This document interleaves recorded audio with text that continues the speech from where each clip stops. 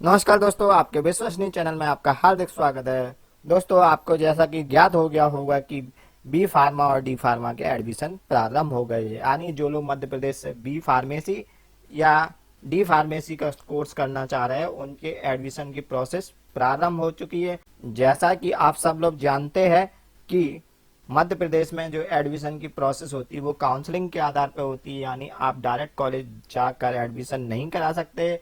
आपको यदि मध्य प्रदेश में एडमिशन लेना है तो आपको काउंसलिंग प्रक्रिया से गुजरना होगा। तो यदि आप डी फार्मा या बी फार्मा यानी कि बैचलर ऑफ फार्मेसी या डिप्लोमा ऑफ फार्मेसी आप करना चाहते हैं तो आपको काउंसलिंग प्रक्रिया में पार्टिसिपेट करना होगा। तो दोस्तों, हम आपको बताएं काउंसलिंग प्रक्रिया में भाग लेने के लिए आपको क्या क्या करना होगा। उससे पहले हमारे जो नए व्यूवर्स हैं जिनने अभी तक हमारा चैनल सब्सक्राइब नहीं किया है, जल्द से जल्द हमारा चैनल सब्सक्राइब कर ले, जिससे वे फ्यूचर में अपडेट पा सके। तो दोस्तों, जिस प्रकार हम बात कर रहे हैं दोस्तों, जैसा कि आज का वीडियो है वो है बैचलर ऑफ फार्मेसी और डिप्लोमा ऑफ फार्मेसी के एडमिशन के लिए। यदि आप मध्य प्रदेश राज्य के निवासी हैं तो भी आप एडमिशन ले सकते हैं। यदि आप हिंदुस्तान के किसी भी राज्य के निवासी हैं तो भी आप एडमिशन ले सकते हैं। मध्य प्रदेश राज्य के निवासियों के लिए इसकी जो सीटें होती है वो 90% आरक्षण होती है और 10% अदर स्टेटों के लिए आरक्षित रहती है। दोस्तों, तो सबसे पहले हम आपको बता दें कि आपको यदि बी फार्मा या डी फार्मा करनी है तो आपकी मिनिमम क्वालिफिकेशन क्या होना चाहिए। आपको डी फार्मा या बी फार्मा करनी है तो कम से कम आप 12th पास हो, वो भी गणित या बायोलॉजी सब्जेक्ट के साथ, यानी पीसीबी या पीसीएम के साथ आपके पास 12th की मार्कशीट होना चाहिए एट प्रेजेंट।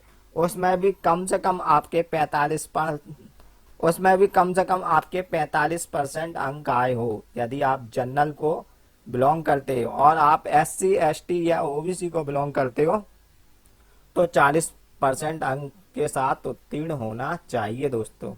दोस्तों, अब हम आपको डी फार्मा या बी फार्मा का टाइम टेबल बताते हैं, मतलब किस किस शेड्यूल में आपको क्या क्या प्रोसेस करना होगी। चलिए दोस्तों, अब हम आपको बताते हैं डी फार्मा या बी फार्मा का शेड्यूल, यानी काउंसलिंग की प्रक्रिया कब कैसे क्या क्या होगी। तो दोस्तों, आपको जैसा जैसा कि दोस्तों आपके स्क्रीन पे शो हो रहा है कि डी फार्मा या बी फार्मा की जो काउंसलिंग होगी वो 2 चरणों में होगी। प्रथम चरण आज से स्टार्ट है और 24 जून तक चलेगा। यानी दोस्तों, मध्य प्रदेश में बी फार्मा और डी फार्मा के एडमिशन के लिए आपको काउंसलिंग प्रक्रिया से गुजरना होगा।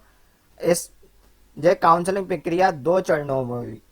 इस काउंसलिंग दोस्तों, इसकी काउंसलिंग की प्रक्रिया 2 चरणों में होगी। पहला चरण है जो आज से चालू है और 5 जुलाई तक चलेगा। दूसरा चरण जो स्टार्ट होगा वो 8 जुलाई से स्टार्ट होगा दोस्तों, और 2 अगस्त तक चलेगा।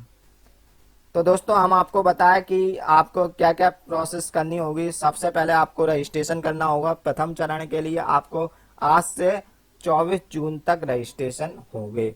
आपको रजिस्ट्रेशन करना होगा। रजिस्ट्रेशन करने के बाद आपको 15 जून से 24 जून तक के बीच में आपको चॉइस फिलिंग करना होगी। यानी आप किन कॉलेजों में एडमिशन लेना चाहते हो उन कॉलेजों के नाम आपको लॉक करने होंगे। फिर आपके 25 जून को आपकी एक कॉमन मेरिट तैयार होगी, मतलब आपकी जो मार्कशीट, आपकी जो नंबर के आधार पर आपकी एक मेरिट तैयार होगी। उस मेरिट में आपका नाम आ जाएगा। दोस्तों, उसके बाद आपका 27 जून को सीट अलॉटमेंट होगा। सीट अलॉटमेंट मतलब आपको कौन सा कॉलेज मिला और किस कॉलेज में जाकर आपको रिपोर्टिंग करना है। आपको 27 जून को सीट अलॉटमेंट होगा, यानी कि आपको सीट अलॉटमेंट पर देख के आप ये तय कर पाएंगे कि आपको कौन से कॉलेज में एडमिशन मिला है और किस कॉलेज में आपको रिपोर्टिंग करना है। और कॉलेज में एडमिशन लेने का जो समय रहेगा वो आपका 27 जून से 5 जुलाई के मध्य रहेगा। दोस्तों, जिन लोगों को प्रथम चरण में कॉलेज नहीं लेना यानी कि उन्हें जो कॉलेज अलाउड हुआ वो पसंद नहीं है, नहीं लेना चाहते, तो वह द्वितीय चरण में भी फिर से काउंसलिंग कर सकते हैं। और जिनने प्रथम चरण में पार्टिसिपेट नहीं कर पाए, यानी पहली काउंसलिंग में भाग नहीं ले पाए, वह भी दूसरी काउंसलिंग में भाग ले सकते हैं। तो दूसरी काउंसलिंग का जो टाइम टेबल है वो हम आपको बता दें। दूसरी चरण की जो काउंसलिंग होगी वो 8 जुलाई से 19 जुलाई तक होगी। यानी रजिस्ट्रेशन जिनने नहीं कर पाए वो 8 जुलाई से 19 जुलाई तक कर पाएंगे। चॉइस फिलिंग करना, जो भी उन्हें कॉलेज लॉक करना है, जिस कॉलेज में उन्हें एडमिशन लेना है, वो 8 जुलाई से 19 जुलाई तक ही कर पाएंगे। साथ में दोस्तों उनकी जो कॉमन मेरिट आएगी वो अब 20 जुलाई को आएगी, और उनको जो एडमिशन लेना है यानी उनको कौन सा कॉलेज अलाउड हुआ है इसकी जानकारी, साथ में रिपोर्टिंग टू कॉलेज यानी कॉलेज में एडमिशन लेने का समय रहेगा, वो उनका रहेगा 23 जुलाई से 2 अगस्त के बीच में। दोस्तों इन 2 काउंसलिंग में यदि कॉलेजों की पूरी सीट नहीं बढ़ती है तो एक सीएलसी राउंड बाद में और आता है, वह जब आएगा जब हम आपको जानकारी दे पाएंगे। तो चलिए दोस्तों अब हम आपको बता दें कि रजिस्ट्रेशन करने के लिए आपको क्या क्या प्रोसेस करनी होगी। रजिस्ट्रेशन करने के लिए आपको दोस्तों पहले तो अपने पूरे डॉक्यूमेंट तैयार करने होंगे। डॉक्यूमेंट में आपके पास होना चाहिए मध्य प्रदेश का मूल निवासी, यदि मध्य प्रदेश की निवासी है तो आपकी हाई स्कूल की मार्कशीट, आपकी इंटर की मार्कशीट, आपका आय प्रमाण पत्र, जाति प्रमाण पत्र और स्पेशल कुछ हो तो समग्र आईडी, वोटर कार्ड, जो भी डॉक्यूमेंट हो वो है। दोस्तों अब हम आपको बता दें प्रोसेस। सबसे पहले दोस्तों आपको रजिस्ट्रेशन करना होगा। रजिस्ट्रेशन आप सिर्फ एक ही बार कर पाएंगे। रजिस्ट्रेशन करते समय सावधानी बरतें, अगर गलत कर लिए तो उसके सुधारने का अधिकार सिर्फ हेल्पलाइन सेंटर को होगा। रजिस्ट्रेशन के बाद यदि आपने चॉइस फिलिंग करा ली तो सुधार रजिस्ट्रेशन में होना थोड़ा मुश्किल होता है दोस्तों। तो पहली जो स्टेप है दोस्तों वो है आपको रजिस्ट्रेशन करना होगा। रजिस्ट्रेशन के लिए आपको अपने डॉक्यूमेंट, 10th की मार्कशीट, 12th की मार्कशीट, मूल निवासी, जाति प्रमाण पत्र, आय प्रमाण पत्र, आधार कार्ड जैसी सभी डॉक्यूमेंटों की आवश्यकता होगी। जब आप रजिस्ट्रेशन कर ले, यदि आप SC, ST और OBC के छात्र हैं तो आपको डॉक्यूमेंट वेरिफिकेशन कराने आपको अपने नजदीकी हेल्पलाइन सेंटर पे जाना होगा। ये हेल्पलाइन सेंटर कहाँ होगा? ये हेल्प एडमिशन लेना होगा। एडमिशन लेने के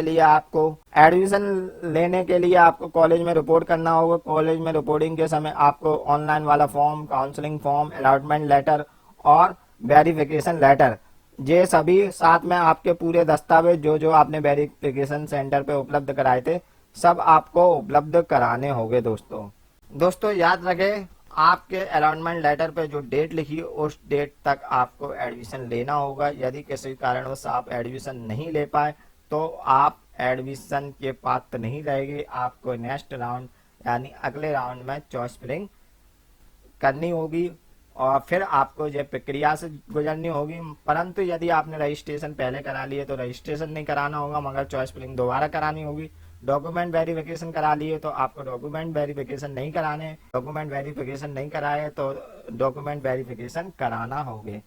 चलिए दोस्तों अब हम आपको बता दें कि आप कैसे पता करेंगे कि आपके जिले के कौन कौन से हेल्पलाइन सेंटर है। तो आपको नियरेस्ट हेल्पलाइन सेंटर ढूंढने के लिए सबसे पहले ये वेबसाइट ओपन करना होगी। इस वेबसाइट की डायरेक्ट लिंक मैं डिस्क्रिप्शन बॉक्स में उपलब्ध करा दी है। जैसे ही आप इस लिंक को ओपन करेंगे तो आपको जाना है सहायता केंद्रों की सूची। इस लिंक पे जैसे ही दोस्तों आप क्लिक करेंगे तो आपके सामने एक विंडो आएगी। उसमें दोस्तों आप देखेंगे जितने भी मध्य प्रदेश की डिस्ट्रिक्ट है और उनके पूरे एड्रेस दिए, हर हेल्पलाइन सेंटर के नाम दिए, एड्रेस दिए, मतलब टोटल 74 है। आप कंट्रोल F दबा के अपने जिले का नाम टाइप करिए और आपके जिले में जौन से हेल्पलाइन सेंटर है उनमें से किसी भी एक हेल्पलाइन सेंटर पे, जैसे दोस्तों मैंने ग्वालियर सर्च किया तो ग्वालियर के 13 हेल्पलाइन सेंटर दे रहा है, जैसे MITS, पॉलिटेक्निकल गर्ल्स और पॉलिटेक्निकल बॉयज। इनमें से किसी भी कॉलेज में आप जाके वेरिफिकेशन करा सकते हैं। धन्यवाद दोस्तों। यदि आपको हमारी वीडियो पसंद आई हो तो इसे लाइक करें और हर जरूरतमंद लोग को शेयर करना ना भूलें।